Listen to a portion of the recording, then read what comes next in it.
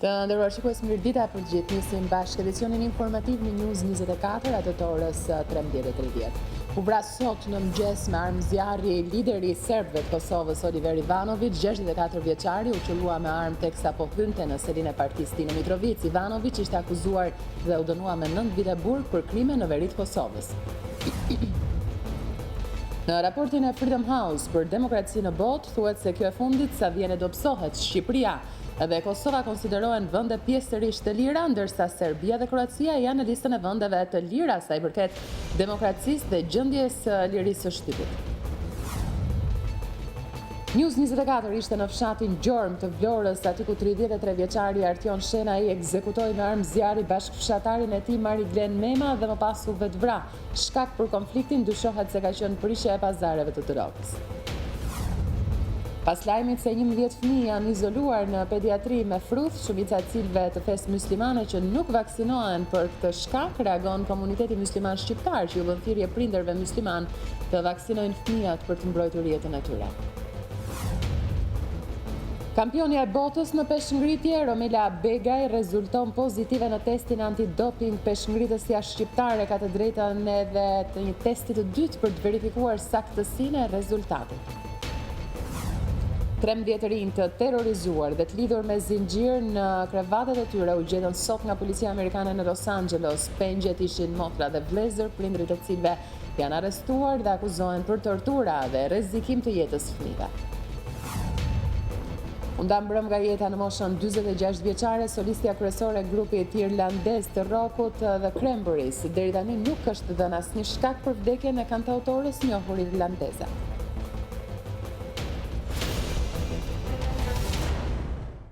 Ju njoh tani për mëngjesisht.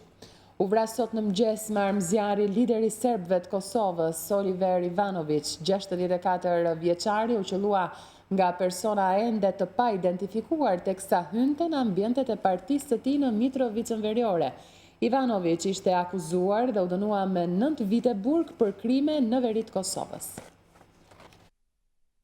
Lideri i serbëve në Kosovë Oliver Ivanović është qelluar me armë zjarri teksa po hynte në partinë e tij Liria, Demokracia, Drejtësia dhe si pasojë ka ndëruar jetë. Ai nuk ka mundur të rezistojë plagëve të rënda, edhe pse është dërguar menjëherë në spitalin e Mitrovicës së Veriut.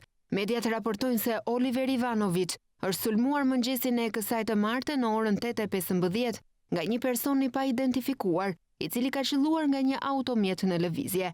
Gjithashtu bëhet e ditur se afër vendngjarjes është gjendur edhe një automjet i djegur, i cili dyshohet se është i autorit. Policia bën të ditur se pranë zyrës së Oliver Ivanović janë gjendur disa gëzhoja. Mediat serbe raportojnë se aktualisht Mitrovica e Veriut është blinduar nga forca të shumta policie, të cilat janë në kërkim të autorit. Oliver Ivanović lindi më 1 prill 1953 në fshatin Rznic afër Deçanit. Në vitin 2016, gjykata themelore në Mitrovic e shpalli fajtor liderin e serbëve të Kosovës dhe e dënoi me 9 vjet burg për krime lufte ndaj popullatës civile në Kosovë gjatë viteve 1999-2000. Ndërsa në prill të vitit 2017, Ivanović u la i lirë me vendim të gjykatës së apelit, ndërsa procesi i rigjykimit do të vazhdonte në liri. Me njërë pas vrasjes së Ivanović, delegacioni i Serbisë në Bruksel ka ndërprer bisedimet që nisën sot me Kosovën dhe mësohet se ata janë kthyer me urgjencë në Beograd. Presidenti Aleksandar Vučić ka caktuar takim urgjent të Këshillit të Sigurisë së Serbisë. Presidenti i Serbisë Aleksandar Vučić ka reaguar për vrasjen e politikanit serb në Kosovë Oliver Ivanović. Vučić është shprehur se vrasja e Ivanović është një akt terrorist dhe ka kërkuar nga EULEX përfshirjen e Serbisë në hetime. Vučić ka kërkuar nga organet që të punojnë në mënyrë që autorët e krimit të dalin sa më shpejt përpara drejtësisë. Ndërkohë, qeveria e Kosovës ka reaguar ndaj vrasjes kryetarit të iniciativës qytetare Oliver Ivanović në Mitrovic përmes një reagimi dërguar mediave. Qeveria ka deklaruar se kjo vrasje sfidon sundimin e ligjit. Qeveria e Kosovës bën thirrje që qytetarët të bashkëveprojnë me organet e rendit në zbardhjen e rastit, si edhe kërkon nga mekanizmat e sigurisë që të kapin sa më shpejt autorët e krimit. Dhuna është e papranueshme pa marrë parasysh nga kush vjen dhe ndaj kujt drejtohet, thuhet në reagimin e qeverisë Kosovës. Edhe presidenti i Kosovës Hashim Thaçi ka dënuar ngjarjen duke kërkuar që të zbardhet sa më shpejt rasti. Edhe Bashkimi Evropian përmes zëdhënëses Maja Kojqiančić ka dënuar sulmin duke nxitur palët që të mos kursejnë asnjë përpjekje për gjetjen e autorëve. Ndërkohë, ambasadori amerikan në Kosovë i bëri thirrje të gjitha institucioneve të drejtësisë në Kosovë që hetojnë këtë ngjarje me shpejtësi dhe profesionalizëm dhe të sjellin autorët përpara drejtësisë.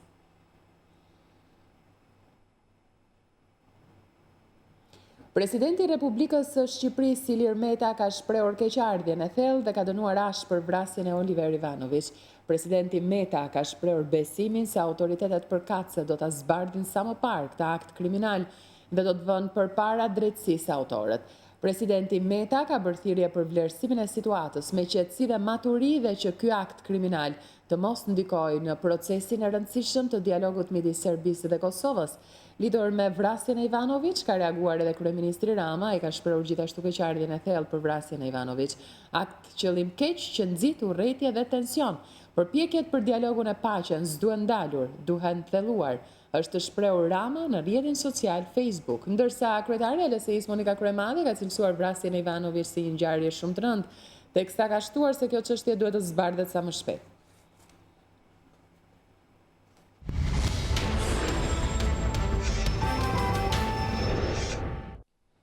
News24 ishte në fshatin Gjormë të Vlorës, aty ku 33 vjeçari Artion Shenaj ekzekutoi me armë zjarri fqinjin e tij 35 vjeçarin Mariglen Mema dhe më pas u vetvra. Shkak për konfliktin paraprakisht dyshohet se ka qenë prishja e pazareve të drogës, pasi të dy viktimat rezultojnë persona me precedent penal. Ky është lokali në qendër të fshatit Gjormë, pak kilometra larg Vlorës, që u përgjak mbrëmjen e së hënës nga ekzekutimi me pistoleti një 35 vjeçari. Banorët e fshatit thonë se 33 vjeçari Artion Shenaj ka shfaqur sjellje të shqetësuar përgjatë gjithë ditës së krimit, por askush nuk dyshonte se ai do ndërmerrte një akt të rënd. Shenaj hyri në mënyrë të befasishme në lokal, teksa mbante një pistolet tip zastava në duar. Dëshmitarët kanë treguar se askush nga klientët që ndodhen në lokal nuk e mori seriozisht këtë veprim, por kur Shenaj ja drejtoi armën 35 vjeçarit Mariglen Mema, të gjithë u shtangën. Pa hezituar, 33 vjeçari zbrazi breshëri plumbash mbi shënjestrën e tij, duke lënë të vdekur në vend. Këtu jemi jashtë derës së banesës së Artion Shenaj në fshatin Gjormë. Banesa është rreth 30 metra larg lokalit ku ndodhi ngjarja. Artioni ka dalë nga banesa, ka qenë i shqetësuar dhe është drejtuar për në lokalin e fshatit, ka hyrë brenda në lokal dhe ka drejtuar pistoletën te Mariglen Memaj, duke i thënë që unë jam nga ata burra që e drejtoj dhe e qelloj me pistolet ata që mua ma bëjnë borxh. Pas kësaj, 33 vjeçari Artion Shenaj vrapoi drejt shtëpisë së xhaxhait të tij, ku rrëfeu krimin e rënd. Të afërmit i kërkuan të dorëzohej, por 33 vjeçari nuk ka pranuar, papritur në praninë të familjarëve. Në gjykatën administrative po zhvillohet seanca për padin e kryer nga Rovena Gashi, ndjekim prononcimin e avokatit. Administrativ urdhër drejtues institucioni më të paligjshëm, më antikompetent, cili fillon shkeljen e saj që nga neni 4 i kushtetutës. E vazhdoi me rrallë se i takojnë seancës gjyqësore dhe do ishte mërzitshme për mediat që sqellojmë të gjitha. Gjata, konkretisht ju thatë në seancë gjyqësore pretenduat se nëse nuk pezullohet vendimi zonjës Marku, mund të ketë pasoja të pariparueshme. Çfarë nuk kuptonit me këtë? Sepse ndikon në vendimarrjen e organeve vettingut në mënyrë të paligjshme do ndikojë. Dhe mundësia ardhi, se ligji këtë thotë, mundësia ardhi se një dëmi të pariparueshëm, dëmi të rënd. Ajo është vetting aty nxjerr direkt urdhër lirimi. Kjo do shumë mend të kuptohet që është bërë me qëllim pikërisht këtë punë. Nuk do na i kurrizë çata tash në Shqipëri, se kuptojmë, mos bëjmë si thuaç atë budallajin dhe të heqim atë naivitetin. Ne nuk jemi finlandez. Edhe ata që bëjnë vettingun. Pra në momentin që po vetohet, po kontrollohet, edhe një herë thash nuk po kontrollohet nga auditi i brendshëm i kryeministrisë. Apo i kontrollit lart shtetit. Ku me një kafe mund t'ja kalosh. Jemi mësuar, i dim to. Por po kontrollohet nga organet e kontrollit figurës gjyqtarit në 3 drejtime. Dhe pikërisht tani të dall një urdhër lirimi, kjo është cinike. Jo ligjore, cinike. Por unë qëndroj të ato, akoma s'më ka dhënë dikush përgjigje baza ligjore faktike e urdhit për lirimin nga detyra. Tu diskutua që ka liruar prokurorët e komanduar si janë në shkeljet ligjit. Po kjo është me emërim, me dekret presidenti dhe urdhër prokurorit si drejtorisë marrëdhënieve me jashtë. Zoti Gjata, mund na thoni me çfarë motivacioni është larguar zonja Gashi si drejtoreshe marrëdhënieve me jashtë?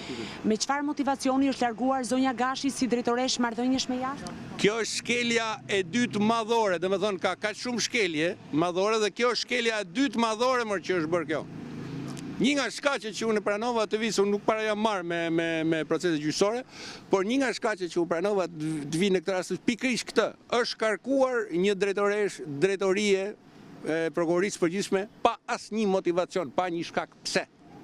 Domethënë kjo është shkelja e dytë madhore, pra e para është mungesa ligjore e urdhrit, s'është kompetence, se ka bërë procedurën e duhur. Dhe e dyta është motivacioni, mungesa e motivacionit. Me lejoni t'ju them, edhe se larg qoftë, pastrusën e prokurorisë përgjithshme largon, po motivacioni ajo prokurore e përgjithshme ka shkelur ligjin, jo drejtorët e drejtorisë, jo prokurorët. Pas një lloj motivacioni, më fal, po ka rrezik se as në kohën e Enver Hoxhës mund të dëgjeni në urdhër të një prokurorit përgjithshëm që largon nga detyra pa motivacion. Në fakt gjykata u shpreh se nuk ka sjell dëm parikuperueshëm pasi zonja Gashi vazhdon të jetë prokurore. Tani ajo është vendimi i gjykatës, ne do bëjmë ankimin. Të bëj tani ankimin, do ta marrim, të lexojmë vendimin dhe do ta bëjmë ankimin. Ajo është liruar pa motivacion kundërshtim me ligjin nga drejtore, ne këtë kërkuam. Nuk thamë është liruar si prokurore. Ka raste tjera, po pse pak, po nuk është rasti këtu, po ai Durrësit që ishte i emëruar me dekret, kush e nxjerr prokurorin e përgjithshme mbi presidentin, që se ka kompetencë të largojë një prokuror i emëruar me dekret?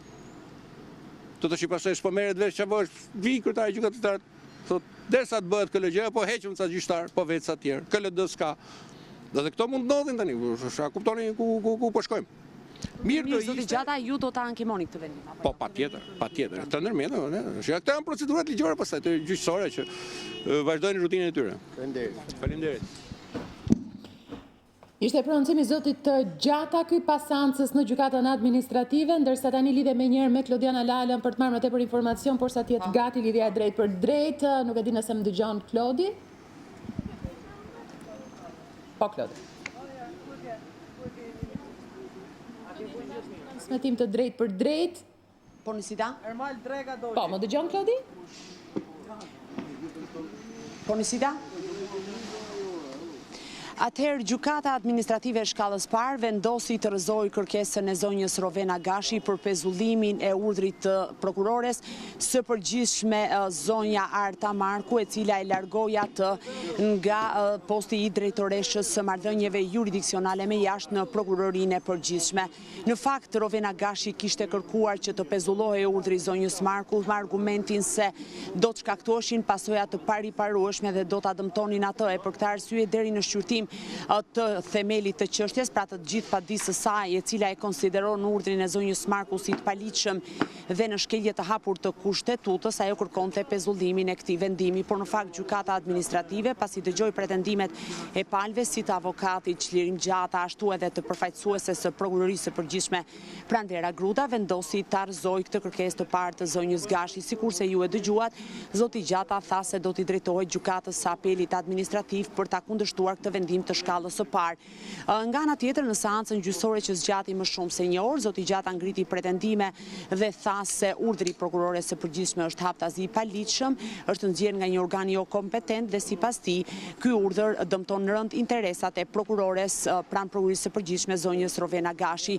Ai tha se largimi i saj nga detyra e drejtoreshës së marrëdhënieve me jashtë është bërë pa motivacion, sepse të paktën këtu deklaroi nisur edhe nga shkresa dhe sipas zotit Gjata, ky largim në këto moment kur edhe po bëhet vetingu i prokurorëve dhe gjyqtarëve në Republikën e Shqipërisë do të cënojë rënd interesat e Rovena Gashit. Po nga ana tjetër ishte përfaqësuesja e prokurorisë, e cila tha se nuk ka asnjë shkelje në urdhrin e zonjës Marku, por është bërë për largimin e saj, pra i zonjës Gashi është bërë për qëllime të riorganizimit dhe të mirë funksionimit të organit të akuzës. Ajo vazhdon të jetë prokurore në sektorin e dekriminalizimit pranë prokurorisë së përgjithshme dhe sikurse e gjithë trupa e prokurorëve do t'i nënshtrohet vetingut.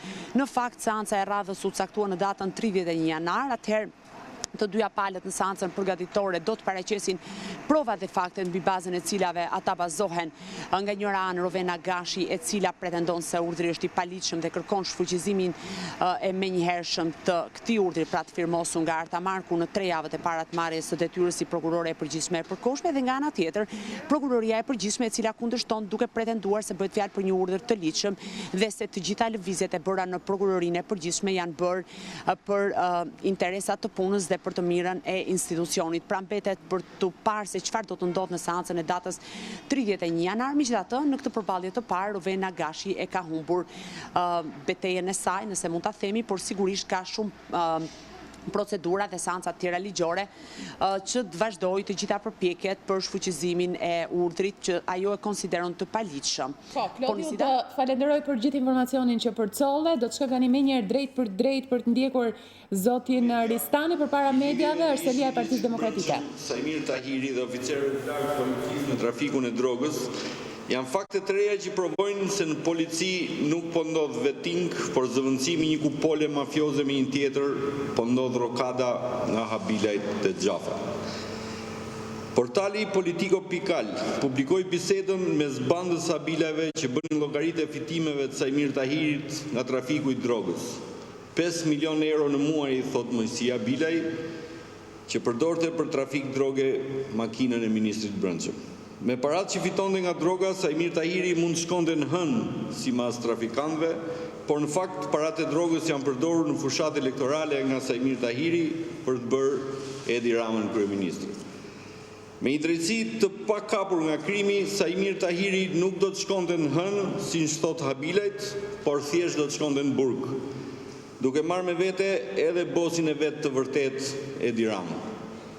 Emisioni Fix Fare zbuloi mbrëm me zë dhe me figurë se si një oficer i lartë në policinë e shtetit, Julian Balliu, është pjesë e krimit organizuar që trafikon drogën, më të shtrenjtë kokainën. Ky nuk është i vetmi oficer policie i përfshirë në organizatat kriminale që trafikojnë drogë. Sipas raportit zyrtar të shërbimit sekret, 128 oficerë policie përfshirë dhe drejtues lartë saj kanë marrë pjesë dhe kanë përfituar nga trafiku i kanabisit.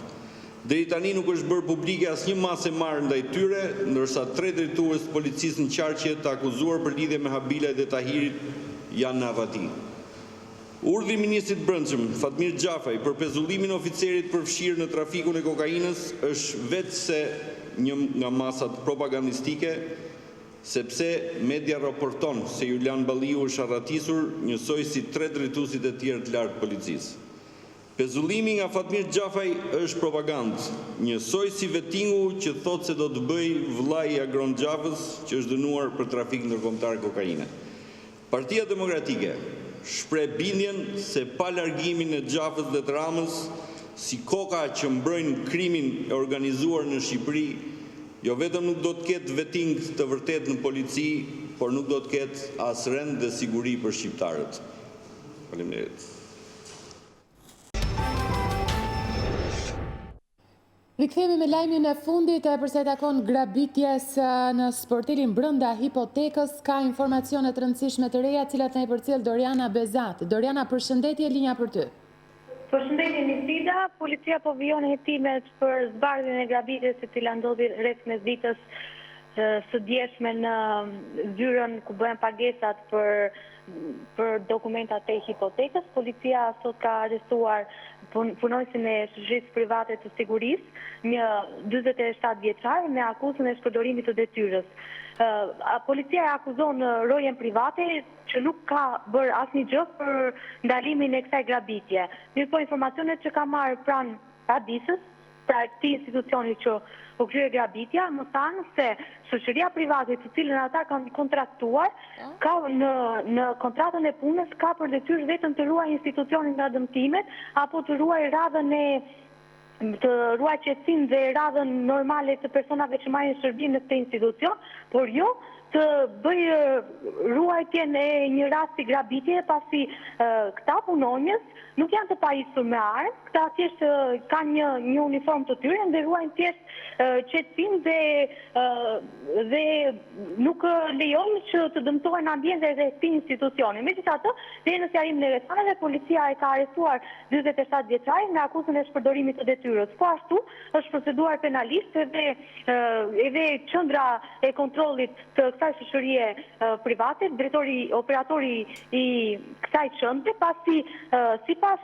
policisë njoftimi për këtë grabitje është dhënë në momenti kur grabitja është futur në institucion, por ai nuk e ka bërë transmetimin në qendrën, nuk e ka njoftuar policinë në moment dhe çka ka thënë një vonesë rreth 2 minuta, çka ka bërë që edhe grabitja të largohet, pasi e gjithë grabitja, sipas informacioneve të marra nga policia, ka zgjatur rreth 2 minuta e gjysmë, ndërsa policia ka shkuar në vendngjarje pas 5 minutash, duke bërë të pamundur arrestimin në flagrancë të autorit. Gjatë ditës së djeshme në ambientet e policisë ka shkuar gjithë stafi i Adisës, ku kanë dhënë dëshminë e tyre në lidhje me atë çka kanë parë gjatë grabitjes. Sipas tyre, një person i ri në moshë, rreth 170 cm i gjatë, i veshur me të zeza, i pajisur me një kapele në kokë dhe me një kapuç, është afruar afër institucionit, i pajisur me një çadër. Pasi ka qëndruar disa minuta në hyrje, ka hedhur çadrën për tokë, ka nxjerrë pistoletën, ka neutralizuar policin privat i cili ndodhet tek dera dhe më pas është drejtuar tek sportelin numër 3, ku dhe ka kryer grabitjen. Tek sporteli ka qenë një xham mbrojtës që ndante pjesën e klientëve nga arka. Në këtë pjesën e xhamit ka disa ndarje të vogla. Në këtë ndarje ai ka futur dorën dhe ka vendosur pistoletën në kokën e arkëtares, duke e kërcënuar me jetë, duke i thënë nëse nuk do të jepte lekët ai do ta qollonte, do t'i merrte jetën. Për një moment arkëtarja ka shtangur, ka qëndruar pa lëvizur dhe nuk i është bindur autorit nga frika. Atëherë ai ka marrë pistoletën dhe me qytën e saj ka goditur xhamin. Unë sot kanë qenë në ambientet e këtij institucioni dhe kanë parë shenjat e qasaritura të xhamit. Më pas, në një qese plastike, arkëtarja ka futur gjitha lekët që kishte në arkën e saj. Nuk dihet ende shuma konkrete se sa ka shumë, por duke u nisur nga se sa lekë bën xhiro këto, se sa lekë grumbullonin këto arka, më kanë thënë se në një ditë normale grumbullohet rreth 3 milion lekë të vjetra dhe kaq mendohet që mund të ketë marrë edhe autori. Policia ende po vijon, nuk e ka identifikuar, janë shoqëruar disa persona për të dhënë dëshmi apo të gjysuar, po ende nuk ka një indicie për zbardhjen e kësaj ngjarje. Dua të them se autori është kapur nga disa kamera sigurie, qoftë në zonë, qoftë dhe më lart. Ai është larguar në këmbë. Vetë policia e ka ndjekur me të në dyshim se pse nuk është arrestuar, pasi në sallën operative të policisë Tiranë shumë pa prova rrugore kanë kapur autorin duke ecur në këmbë deri në zonën e Don Boskos. Aty një polic rrugor ka tentuar ta ndalojë personin e dyshuar, por ai nuk i është bindur dhe i ka drejtuar armën. Më pas policia është stepur, pasi kështu është urdhëruar nga e përët e tij që të stepet dhe të lejojë policët kriminal që të zbatojnë urdhën e arrestimit të tij, pasi vetë policia kishte të pamundur i vetëm të kryente arrestimin. Vetë ende dyshim se pse nuk është arrestuar në flagrancë për aq kosa që nga zona e hipotekës deri te Don Bosco ai është ndjekur nga policia. Doriana, faleminderit shumë për informacionin e detajuar që përcolla. Faleminderit juve.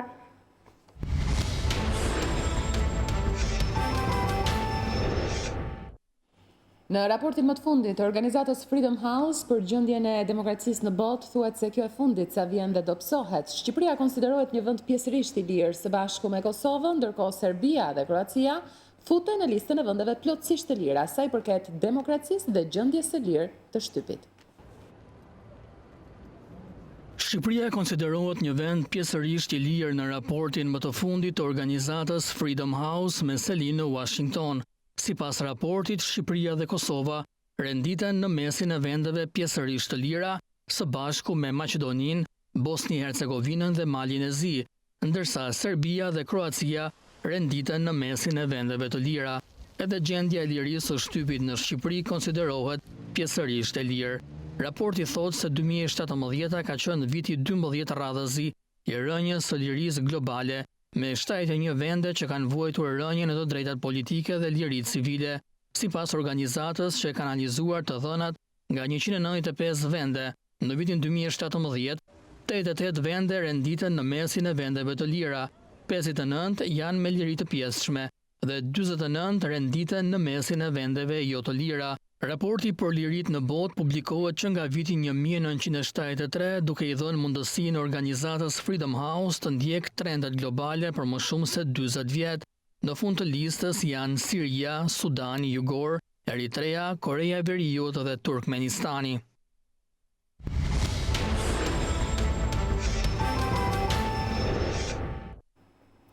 Kampionja e botës në peshngritje, Romela Begaj rezulton pozitive në testin antidoping. Peshngritësia shqiptare ka të drejtën edhe të një testi të dytë për të verifikuar saktësinë e rezultatit.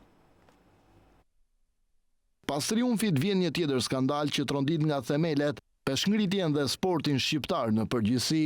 Romela Begaj ka dështuar në testet antidoping në botrorin 2017 të zhvilluar në Shtetet e Bashkuara të Amerikës, ku ajo u shpall kampione e botës në shkëputje dhe nën kampione e botës në 2 garësh.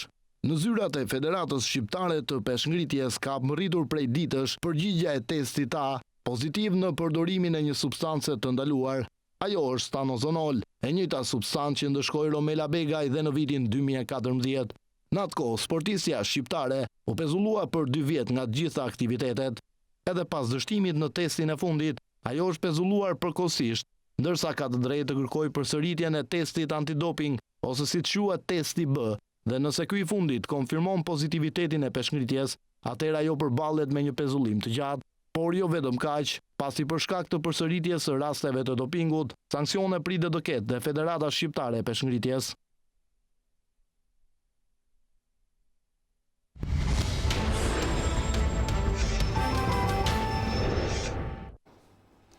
Pas lajmit se 11 fëmijë janë izoluar në pediatri me fruth, shumica muslimane që prindrit nuk i vaksinojnë me pretendimin se i ndalon feja, reagon në komuniteti musliman shqiptar që bën thirrje prindërve të kësaj feje të vaksinojnë fëmijët për të mbrojtur jetën e tyre.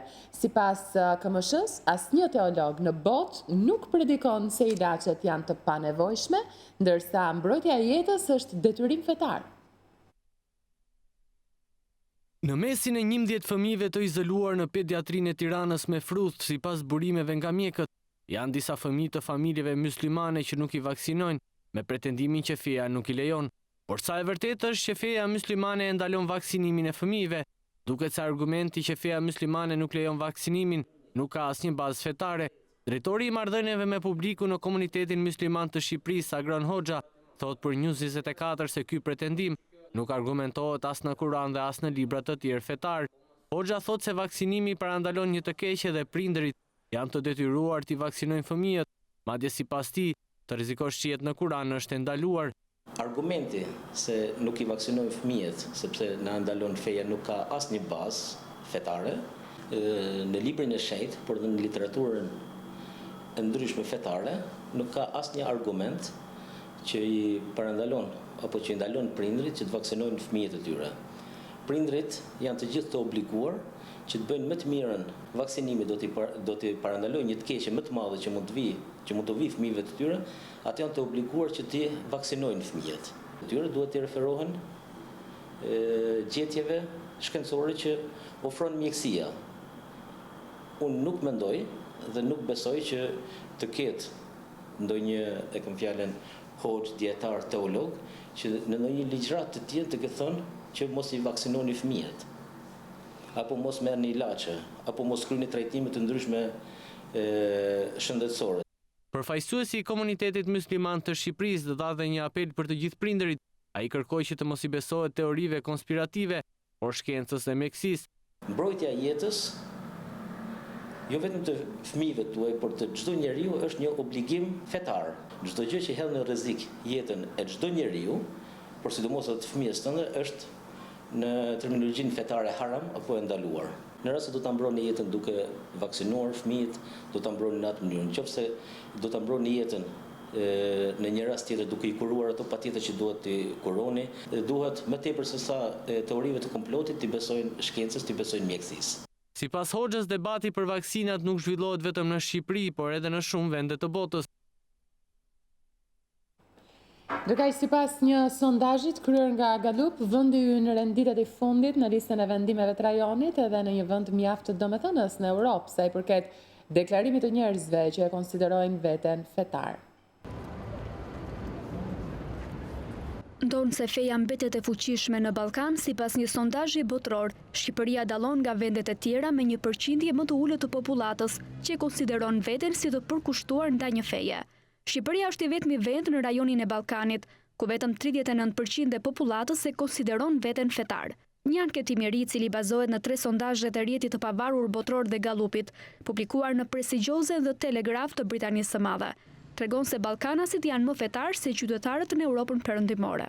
Anketimi I cili ka analizuar 3 sondazhe të marra gjatë disa viteve më I fundit në 2015, I ka kthyer ato në një hartë të botës ku tregon se feja mbetet një faktor I fuqishëm në mendjet e njerëzve dhe në shoqëri, në të gjitha vendet ish-komuniste të rajonit të Ballkanit, me përjashtim të pjesshëm të Shqipërisë. Kosova dhe Maqedonia rezultojnë të jenë shoqëritë më fetare në rajon dhe në Europë. 83% në Kosovë konsiderojnë veten besimtar. Serbia, Kroacia, Mali, Zi dhe Greqia pasojnë me 70% deri në 72% të popullatës së tyre, që konsiderojnë veten si besimtar. Në Europën perëndimore, Italia, kryeqendra e Kishës Katolike, është I vetmi vend ku shumica dërmuese e popullatës e konsideron veten besimtar me 74%. Veriu e Europës është veçanërisht jo fetar. Sa ka që në vendet e tjera të botës, në Afrikë rekordin e mban Etiopia, ku 99% e qytetarëve ndihen fetar. Azia është gjithashtu shtëpi e 2 shoqërive më pak fetare në botë, Kinës dhe Japonisë, ku vetëm 7% dhe 13% e popullatës thonë se kanë ndjesi fetare. Sondazhi në fjalë u publikua në ditën botërore të fesë në 14 janar. Do të shkëputemi tani për publicitet, pas pak do të kthehemi në studio me zotin Tritan Sheu, do të flasim për zhvillimet më të fundit dhe vrasjen e Ivanovićit.